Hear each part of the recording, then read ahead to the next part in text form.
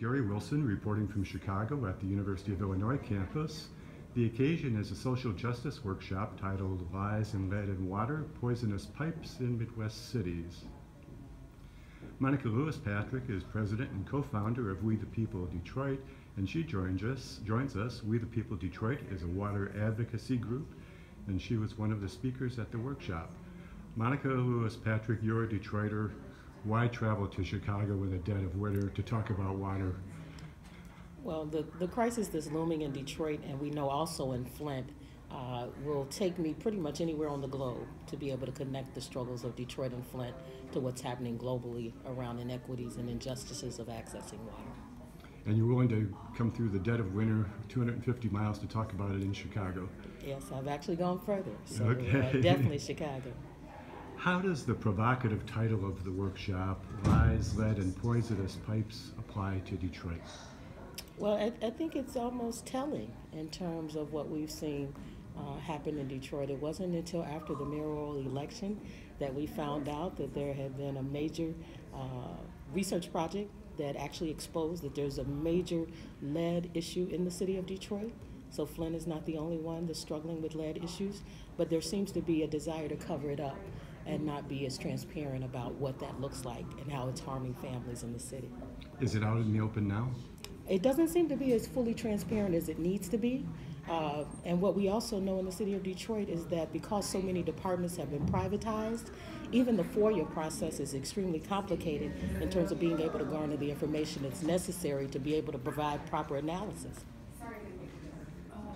A year ago, Detroit's water chief, Gary Brown, said there are 125,000 homes in Detroit with lead service lines, and it could take decades to replace them.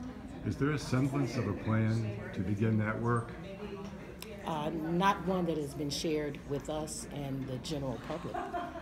We're actually looking forward to hearing what that plan is, but I know we're not waiting on it. So the community is already convening with foundations and nonprofits and other bigger environmental justice organizations to try to develop our own drafting of that kind of policy. What advice do you have for Detroit residents or residents of any city who are trying to cope with water issues, be they access to water or problems with lead in the water? Well, if it's about access and lead or other contaminants in the water, I would say first test your own tap. Find out what's coming out of your own pipes. And that to me is one of the best ways to begin to mobilize and energize people to get into this fight. It's hard to fight for somebody else's household when you have no knowledge of what's coming out of the tap in your household. There aren't any quick fixes when it comes to lead in drinking water. Are you optimistic that real progress can be made, or are these issues that will just be dealt with by generations to come? We have no choice but to fix this issue in our lifetime. We can't leave this to our children. Now, I believe that there will be portions of this struggle that our children will have to contend with, but based on the urgency that I'm hearing and seeing at the grassroots level, also along with larger water activists and water justice organizations, I believe that there's a deeper commitment than none like ever I've seen before to solve this issue. It is fixable, and a water affordability plan is a way to move this issue in the right direction. Monica Lewis-Patrick, thanks for being with us. For Great Lakes Now, I'm Gary Wilson.